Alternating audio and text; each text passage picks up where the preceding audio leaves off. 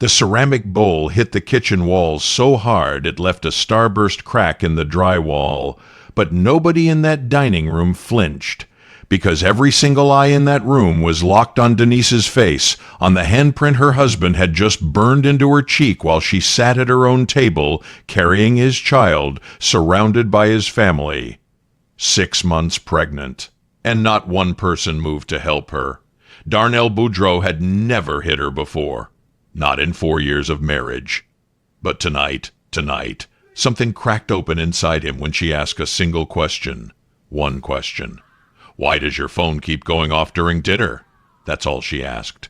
His mother, a woman named Celestine Budros, leaned forward from the head of the table, her gold church jewelry catching the light from the overhead fixture, and smiled the kind of smile that doesn't reach the eyes. Evage. Finally, Celestine murmured, loud enough for all 11 family members packed around that round table in the Budros family home on Stanton Avenue to hear. Finally, somebody put that girl in her place. Nobody gasped. They nodded. And that, right there, tells you everything you need to know about what kind of family Denise had married into. Before we go any further, if you are new to this channel, hit that subscribe button right now. Because this is where real stories live. Stories about survival, strategy, and the kind of strength that doesn't make noise until it's ready. And drop a comment below. Where are you watching from tonight? I want to know. Let me see you. Now, back to Stanton Avenue. Darnell stood up from the table so fast his chair screeched backward across the linoleum. His cousin grabbed it before it fell, because heaven forbid anything in the Budros household looked out of control, even while a man was dragging his pregnant wife toward the front door like she was a bag of trash that had overstayed its welcome. Denise stumbled. Her heel caught the edge of the hallway rug, and her hand shot out to grip the wall. On the other hand, her left hand pressed instinctively against her belly, where her baby was. Where her daughter was, though she'd learned the gender just yesterday at her prenatal appointment and hadn't told Darnell yet. She hadn't told him. And in this moment, watching his face, she was grateful she hadn't. You want to embarrass me at my own family dinner? Darnell hissed, his grip on her upper arm tightening the way you tighten a clamp. Precise. Deliberate. In front of everybody? The front door flew open. January air poured in from the Chicago street outside like it had been waiting for an invitation. The kind of cold that doesn't just chill you, it colonizes you. Gets into your lungs and tells you it lives there now. And Darnell, the man who had once driven 40 minutes in traffic just to bring Denise soup when she had a cold, shoved her through that door. She hit the concrete porch with her shoulder, catching herself before she went fully down. Snow had started falling, thin, quiet flakes that made the street look peaceful in a way that felt like a lie. The sky above Stanton Avenue looked like a held breath. Behind her, the family dinner continued. She could hear them through the door, could hear Celestine's voice already redirecting the conversation, could hear someone turning the TV up in the back room. Normal. They were acting like it was all perfectly normal. And then she heard heels on the hardwood stairs inside. Click, click, click, slow, deliberate, confident, the footsteps of a woman who had already decided she'd won. Stay with me. Because what you're about to find out about who was coming down those stairs and about what Denise had been quietly doing for the past 8 months is going to completely flip this story on its head. Don't go anywhere. Make sure to hit that subscribe button, like, and share this video. Her name was Tamara Reeves, and she descended those stairs like she'd rehearsed it 3 times in the mirror. Hair laid, dress pressed, 2 suitcases gripped in both hands, suitcases that Denise recognized immediately because she had bought them herself, saved up for them out of the household account, carried them home on the bus because Darnell had the car that day. "These mine now," Tamara announced, her voice filling the hallway as she hit the bottom step. She didn't even look at Denise, crouched on the porch. She looked directly at Celestine, and the 2 women exchanged a look that told Denise everything she needed to know. This had been planned. Not tonight. Not this week. This had been built over months. the way you construct something you intend to last. Celestine had known. She had approved. She had probably helped choose the date. Darnell stepped aside to let Tamara pass. And Denise, 6 months pregnant, half-crouched on a concrete porch in Chicago in January, watched her husband make room for another woman like it was muscle memory. Celestine appeared in the doorway, arms folded. Gold earrings caught the porch light. "You should have known your place from day one," she said. "Darnell deserves better than what you've been giving him." The first suitcase came off the porch steps. Tamara grabbed it with both hands and hurled it into the snow-dusted front yard, and it burst open on impact, Denise's clothes scattering across frozen grass like a yard sale nobody asked for. The second suitcase followed. Denise watched her maternity blouses drift against the chain-link fence, watched a sweater her grandmother had knitted by hand catch on a dead rose bush and hang there like a white flag at a battle that was already over. And then something happened inside her. Something quiet. Something cold, but not the January kind of cold. Her tears stopped, not because the pain went away, but because something older and sharper moved in and took its place. Her right hand found her purse, half buried under her hip where she'd landed. Her fingers moved through it without looking, past the lip balm, past the prenatal vitamins she carried everywhere, until they closed around her phone. She didn't call 91111. She scrolled to a contact she had saved 8 months ago and never used until this moment. 3 words, Dad, emergency only. Her thumb hovered over the name. And that's when the headlights appeared at the far end of Stanton Avenue. 2 black SUVs rolling slow and deliberate through the falling snow, not rushing, not flashing lights, not panicking. Moving the way power moves when it already knows how everything is going to end.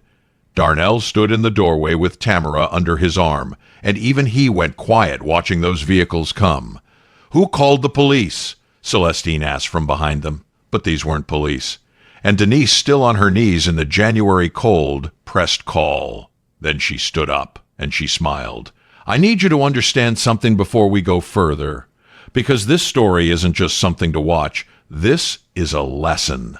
Domestic violence escalates during pregnancy. That is a documented, research-backed fact. Abusers isolate their victims from resources before they escalate physically. And the most dangerous moment for a woman in an abusive relationship is often the moment she tries to leave.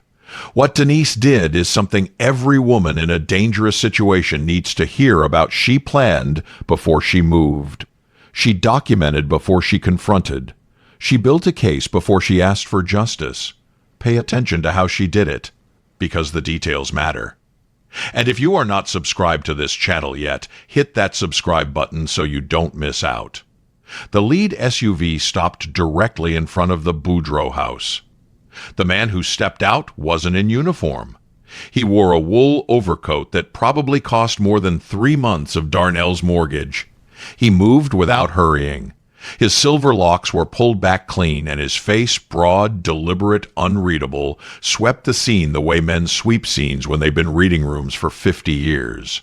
His name was Leonard Osai, and he was Denise's father, the man that the Budros family, in 4 years of marriage, 4 years of Sunday dinners and holiday gatherings, and everything in between, had never once been told existed. What they also didn't know, what nobody on Stanton Avenue could have guessed by looking at Denise in her Target maternity top and her scuffed church heels, was that Leonard Osai was worth $1.4 billion. A self-made billionaire. Osai Global Holdings operated across 14 countries. His name showed up every year in Forbes. The technology patents his company owned were licensed by businesses Darnell used every single day without ever connecting the name.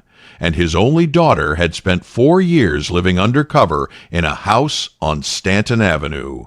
Leonard walked past the scattered clothes without looking down at them. Walked past Tamara, who stepped back without realizing she was doing it.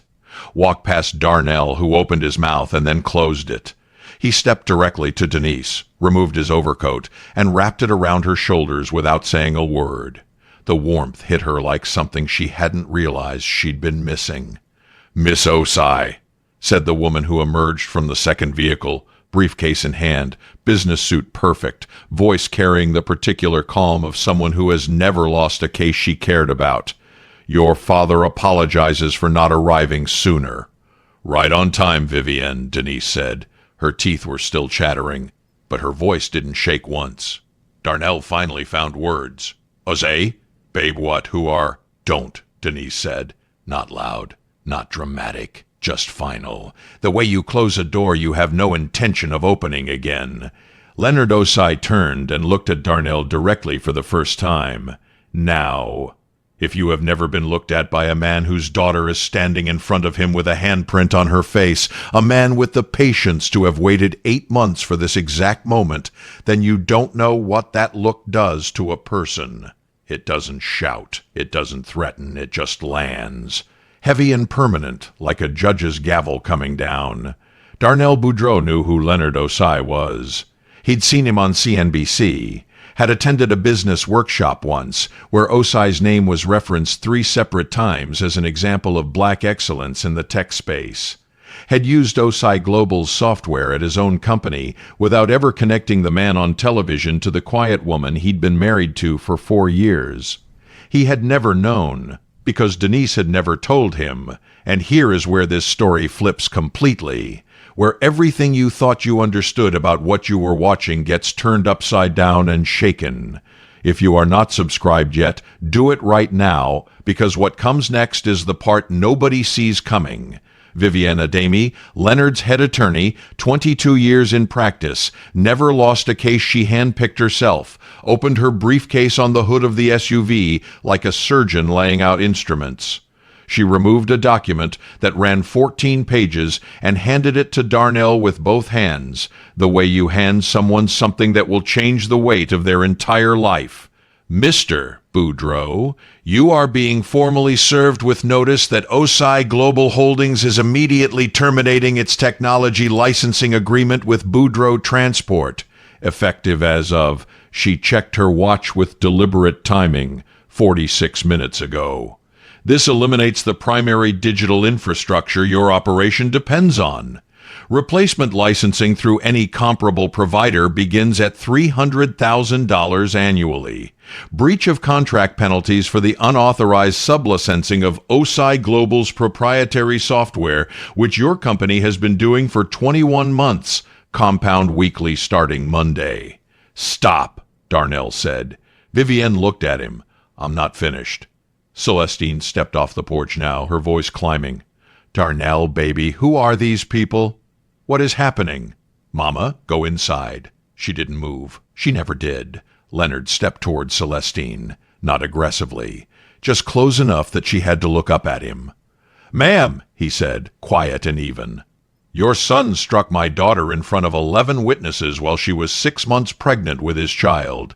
Everything that happens from this moment forward is a direct consequence of that one decision. I want you to understand that clearly." Celestine opened her mouth, then closed it. For the first time in 4 years, Denise watched her mother-in-law not know what to say next. And the silence that replaced Celestine's voice was the loudest thing Denise had heard all night.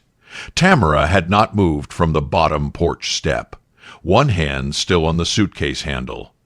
The math of what was happening moved through her face in stages, confusion, then recognition, then the cold landing of understanding.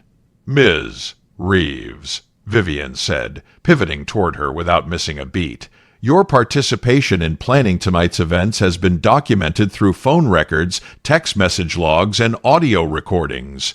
That documentation has already been submitted to the Cook County Domestic Violence Unit. I'd recommend you have an attorney present before 10 a.m. tomorrow." "I didn't do anything," Tamara said. Her voice had gone small. "You planned it," Denise said quietly. "Down to the dress." Tamara's eyes went to Darnell. Darnell looked away from her. And in that single moment, watching the man she'd helped tear apart a marriage step back from her like she was a flame getting out of control, you could see the exact second Tamara Reeves understood the full picture. She had been a piece in someone's plan, but it had never been her own. "How long?" Darnell asked. The entitlement had completely drained from his voice now, leaving something rower underneath. How long have you been planning this, Denise? She looked at him, took a long breath, took in this man she had married, who had once left her love notes in her coat pockets, who used to know exactly how she took her coffee, who had become something unrecognizable so gradually she had almost not caught it. Almost. Since the first time your mother told me I wasn't what she pictured for you, Denise said. Since you told me to quit my job because it embarrassed you that your wife worked for someone else. Since I realized you'd been going through my phone and leaving yours unlocked because you genuinely never once thought I was smart enough to look. She let the snow fall between them for a moment. 8 months, Darnell. 8 months of documented financial control. Every transfer you made out of our joint account. Every conversation about the apartment you were paying for that I wasn't supposed to know about. Every text. Every plan. I had access to your phone for 6 of those months.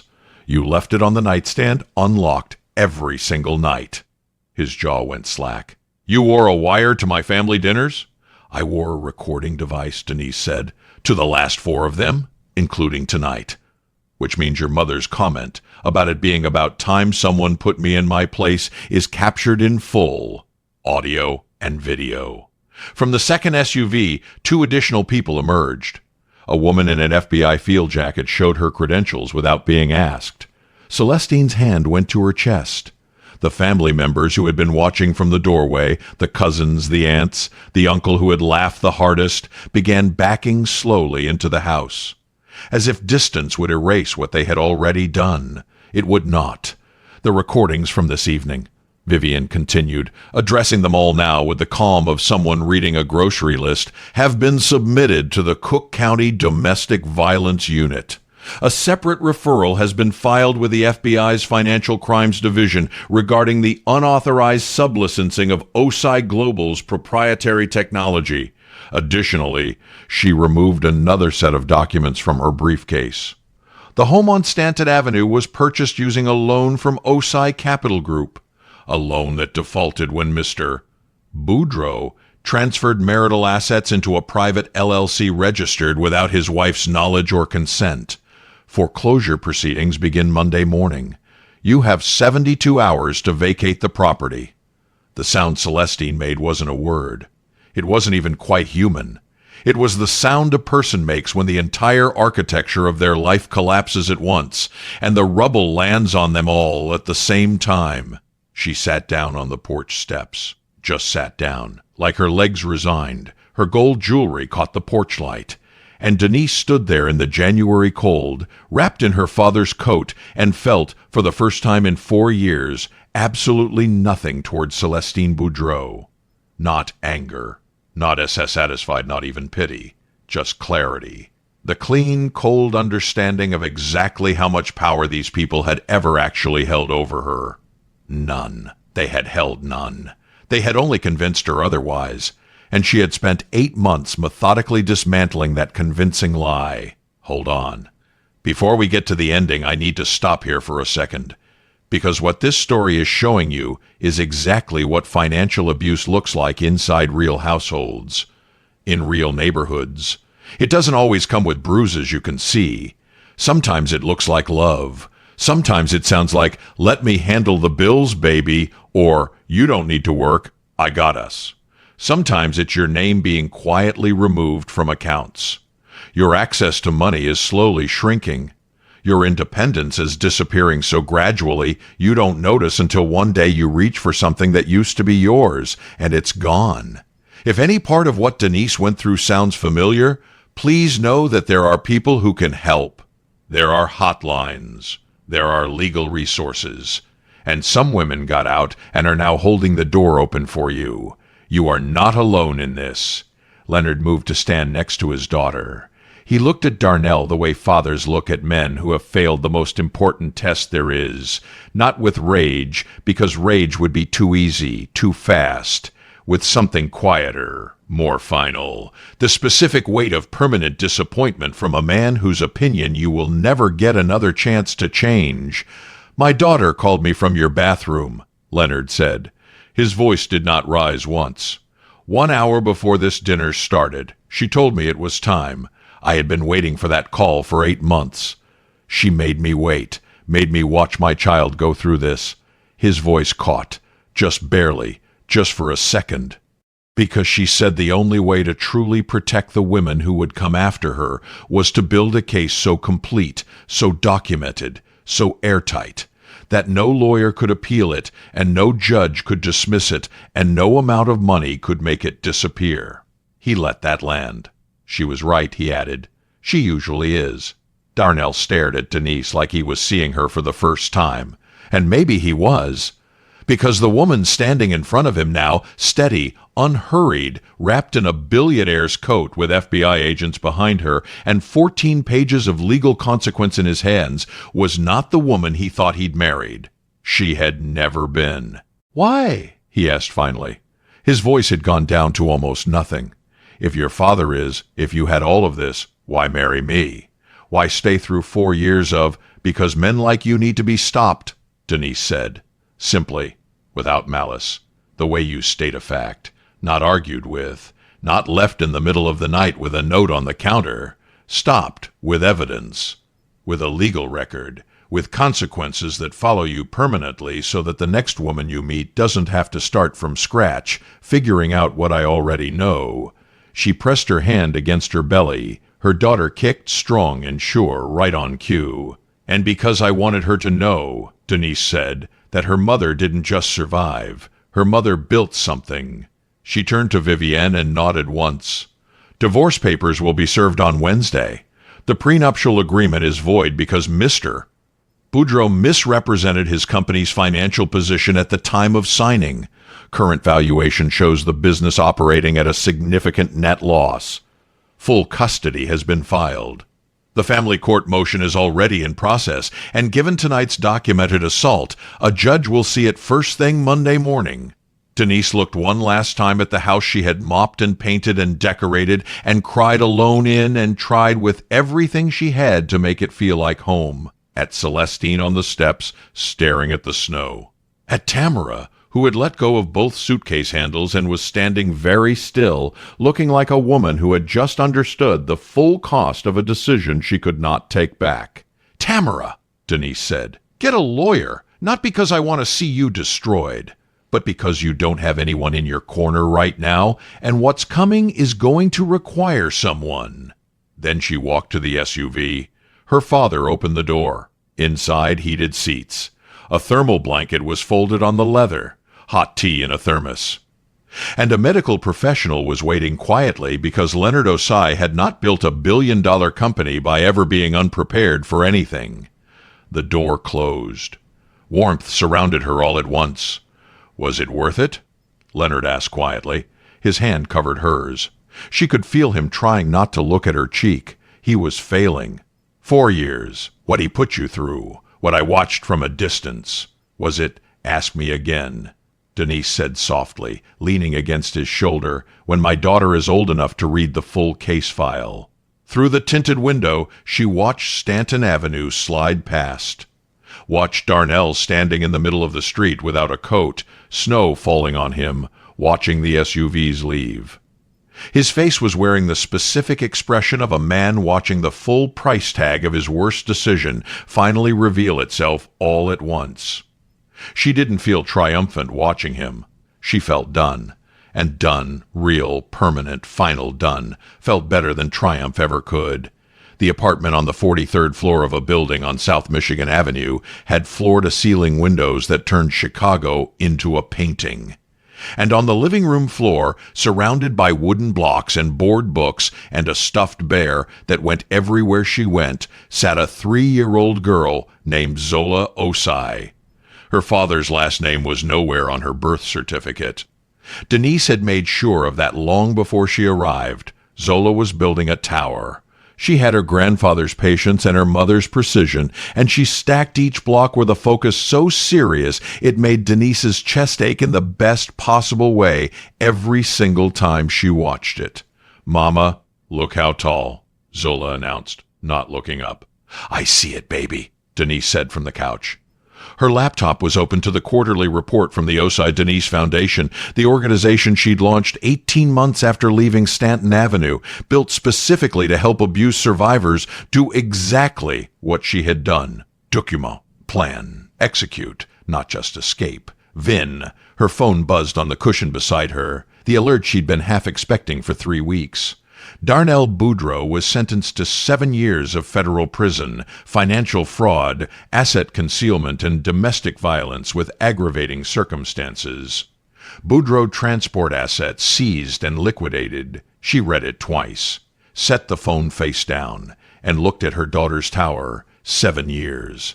He would walk out of a federal facility at 41 years old with no company, no assets, no professional reputation, and a federal conviction that would follow him across every job application, lease agreement, and background check for the rest of his natural life. Celestine Budros had lost the Stanton Avenue house in the foreclosure and moved in with a cousin in Evanston. Her church had removed her quietly from the usher board after audio from that January night circulated on social media for 2 solid weeks, her voice clear as anything, saying, "About time somebody put that girl in her place." She had written Denise 3 letters since then. Denise had not opened a single one. Tamara Reeves had taken the plea deal. 18 months of community service, a permanent mark on her record that ended her career in property management. She had moved back to her mother's house in Memphis. Leonard knocked on the apartment door before using his key, a habit he'd built deliberately to give his daughter her space and dignity, even while refusing to ever be more than 10 minutes away from his girls. "Grandpa?" Zola left her tower and ran full speed. Leonard caught her and swung her up, and the look on his face, the complete, uncomplicated joy of a grandfather holding a child who had not yet existed the night he stood on Stanton Avenue, watching his daughter stand up from cold concrete, was the look Denise carried inside herself like a lamp she never let go dark.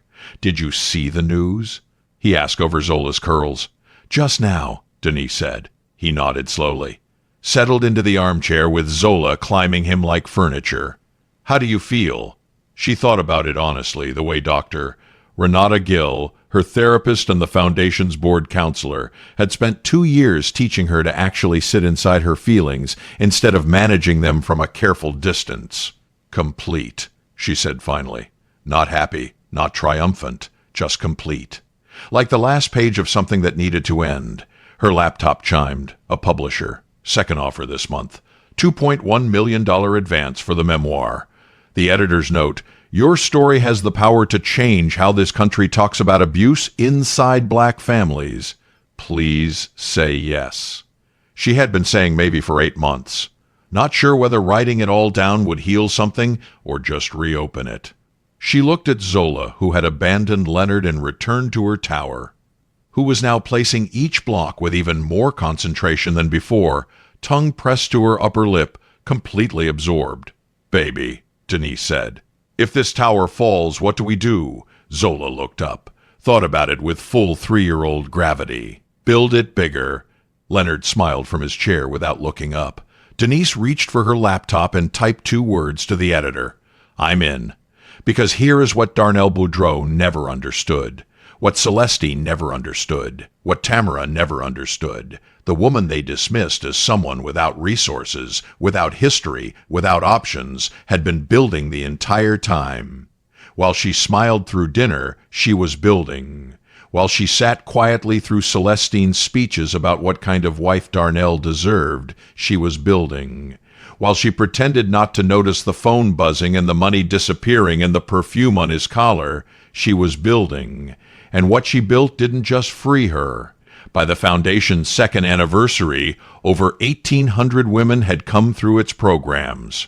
Survivors who learned what Denise had learned, that evidence is armor, that planning is not cowardice, it is strategy, that leaving at the wrong moment can cost you everything, but leaving at the right moment, documented and prepared and supported, can rebuild your entire world from the ground up.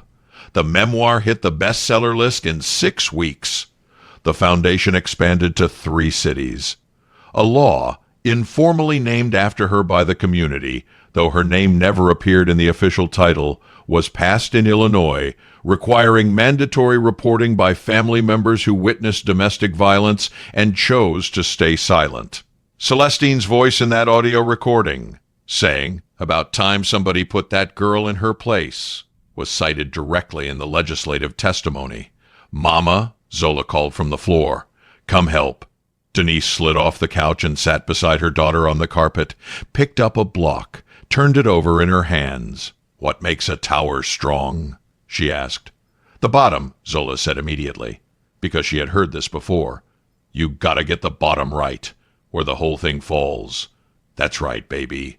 And if it falls, we build it again, better than it was." Zola nodded, satisfied, and placed her block with care. Outside, Chicago's skyline blinked and glittered across the dark January water.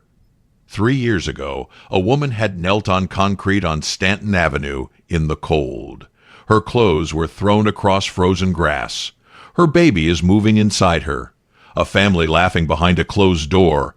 And that woman had made one phone call, stood up, and smiled, not because things were okay, but because she already knew how the story ended.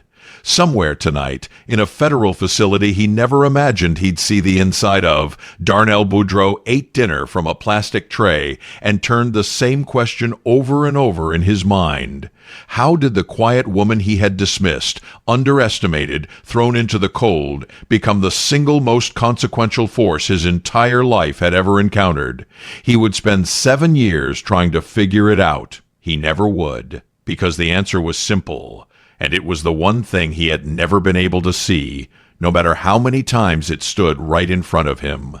She was a billionaire's daughter who chose to kneel in the snow, so she could stand up and finish it.